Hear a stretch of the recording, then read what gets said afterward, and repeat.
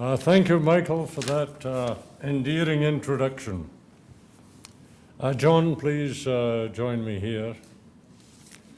When I first read John Fraser's CV, I was absolutely astonished that one man had accomplished so much in 4 different fields. So I asked him, is there anything you haven't done?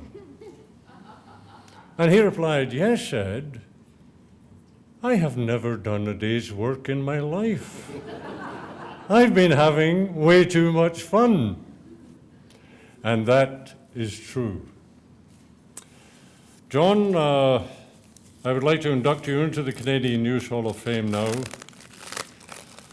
Know all ye by these presents that John Fraser, columnist, editor, author, and academic, has been named a member of the Canadian News Hall of Fame, November 22nd, 2016. He rose from copy boy to reporter, to columnist, to editor-in-chief, to author and academic in a unique career spanning more than 50 years, and he is still going strong.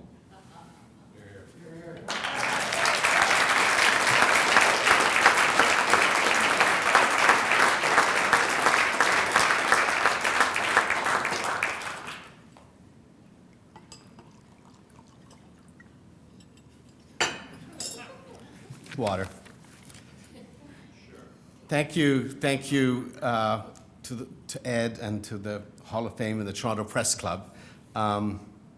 Special thanks to Michael Valpy for that original. There's so many awful things you could have told him and you didn't. Thank you. We need the next roast. I won't.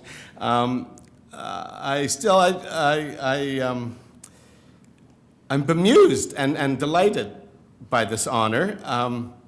I'm not sure, Ed, you'd have to tell me. I don't even know if there actually is an actual hall for the Hall of Fame. And that's okay. That would fit into the whole journalist mystique. But as any journalist will tell you, the other part of it, fame, that's very fleeting. It lasts about 10 days after your last byline appears in a newspaper. So to have a plaque somewhere is pretty wonderful. I'm touched. No one gets to an honor like this without riding on coattails all along the way. And there are people strewn about this room who either directly or through association have helped me to reach this conclusion up here. I think I'm looking at Isabel Bassett right there, and who was married to John Bassett. John Bassett was the guy who hired me as a coffee boy at the age of 16. He thought I had industry and gumption because he would see me playing squash during the middle of the week at a squash club, not realizing that I cut classes because I couldn't stand the school I was at. And that got me my first job in journalism. And then he still stayed with me. He let me work at the Sherbrooke Daily Record, which he owned in those days. And his son, the late Johnny F. Bassett, also gave me my first writing job in a section of the Toronto Telegram called After 4. And he let me travel all around the United States with 2 friends and be a kind of correspondent. And he was a wonderful man who died way too young. But the Bassett family are the rock that I built my career on, and it's wonderful that Isabel's here.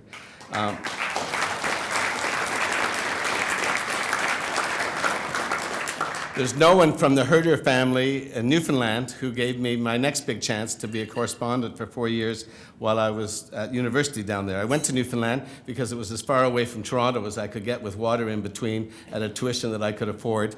And I had a wonderful time working as the university correspondent for the Telegram. It's when I discovered that academic institutions are terrified of newspapers, or they used to be, and the fact that I had that position rather secured my first degree, I think. But anyway, so the Herder family, I thank.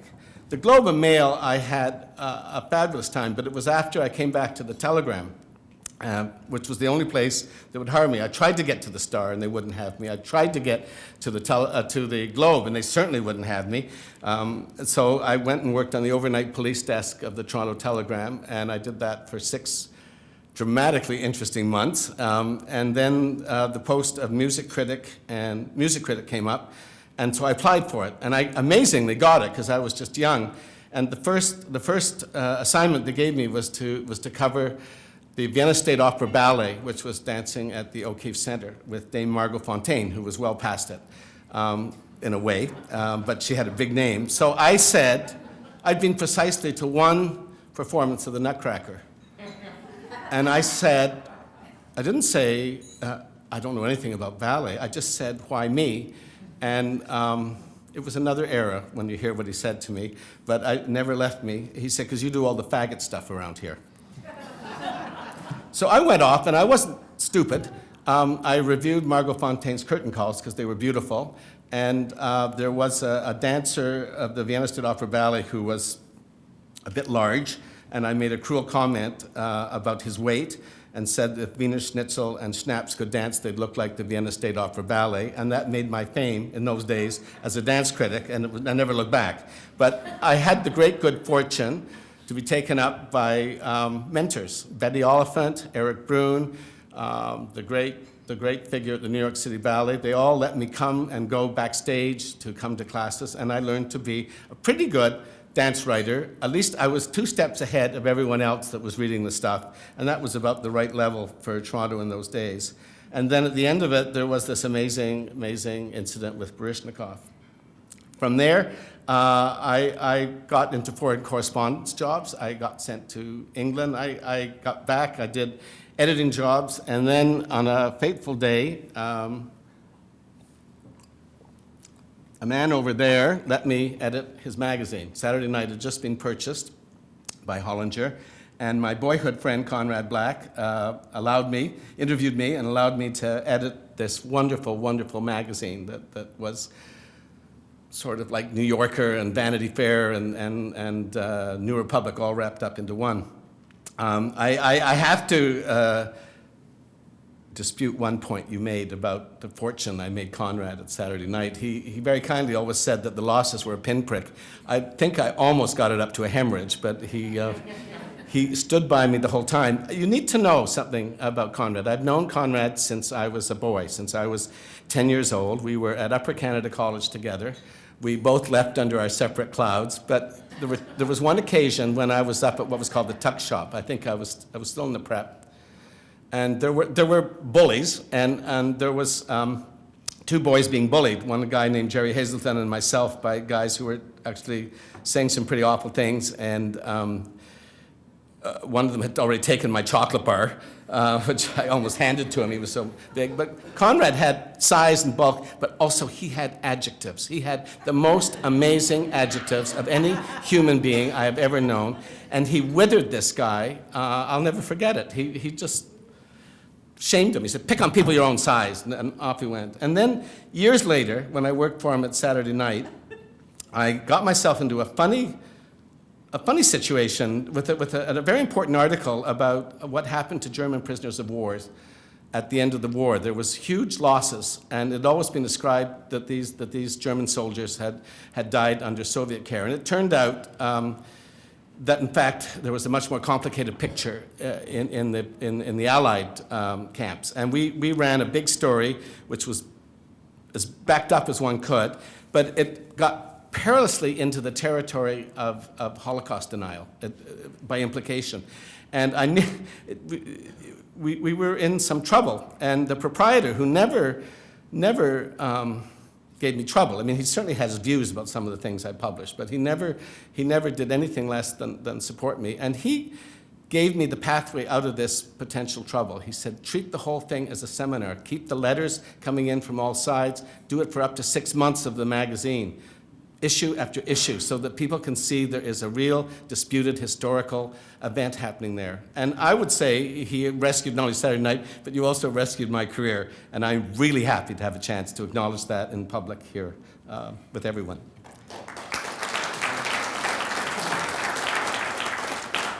And later, the blessed man also supported the Southern Journalism Fellowship Program when he had ownership of Southern newspapers. The only mistake he ever did was he let that wretched Asper family get hold of his properties, but I won't go there. This is an evening of happiness. After I left Saturday night, I had the honor to be at Massey College, and this was 20 of the happiest years of my life.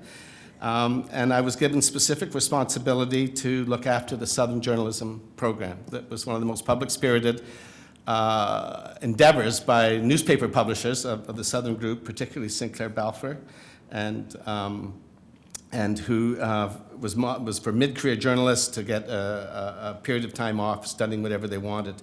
And by the time I came to be in charge of it, it was in some jeopardy. And so I had the honor to try and save it and try and get it endowed. And there are people here who I owe huge debts to that helped, and particularly in the Southern family, the Balfour Bowens. And I'm thinking there's a table. I see Claire's here, but also Lisa Balfour Bowen. And there she is, and Staunton, her son, and Claire's wife, Marcy. I want to thank them so much for that. The one person who isn't here is Walter Bowen, who had this tragic accident, and is still a lively spirit. I think Lisa and I are both wearing Walter objects. This is Walter's handkerchief. I was allowed to have quite a few of them. And Lisa phoned up and said, "Do you wear bow ties?" Oh. So I also have a collection of Walter's bow ties, and I am really proud of that. Finally, I have landed back in my world of journalism with the National News Media Council, and a lot of the council members over there, and also my colleagues that I work with there. And it's a great honor during a parlous period for journalism in general and for newspapers in particular to be working on this aspect. And I am proud of the things that we're being able to do. I think I have to end on some sort of positive note about journalism. I can say lots good about journalism. Some of it nicer than some of the things my chum there has said, but he also knows the good end of journalism as well. I know that. But I had two mentors that I just want to quote from that I'd like to leave us with for tonight. One was the late Robertson Davies, who was the first master of Massey College. And he wrote this in Leaven of Malice, so this is, we're talking the 1960s. And he said this, and I think it's really true. A journalist is not something which just happens. Like poets, they're born. They're marked by a kind of altruistic nosiness. I like being a journalist and a nose poker. I like it not only because I am made that way, but because journalism is one of the few jobs which has been able to retain most of its original honesty about itself. I don't like to hear it called a profession. That word has been worked to death. There are people in the newspaper business who like to call it a profession, but in general, we try not to join the modern rush to ennoble our ordinary, necessary work. And the other mentor is the late Ursula Franklin, who may not be so well known by a number of people here, but it should be. She was one of the most honored academics in Canadian history. She's a Holocaust survivor, and she was also one of the great challengers in Canadian academic life. And she was half Jewish, she was half Lutheran, she was socialist. God knows she may have been a communist. She became a Quaker, she's a pacifist. But she told me in her late 80s that she tried so many isms that she had come to the conclusion there was only one ism that actually worked. So I was pretty excited because I was going to be given this incredible insight. I said, "What is it?" She said, "Who'd have thoughtism?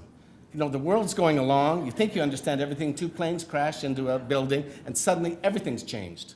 Everything."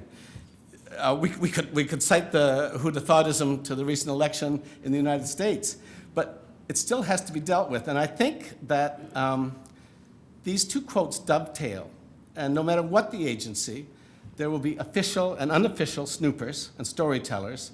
And if I can't tell you exactly what the future is going to be like, because I haven't actually an effing clue, the means of conveyance, what it will be, I don't know. But these stories will still have to be told. There still will be people that have to tell them and will be working hard to tell them. And so journalism is not over, but it is going into a stratosphere that we can all be watching with great and intense interest.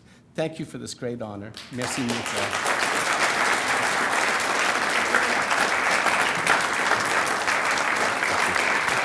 Yes.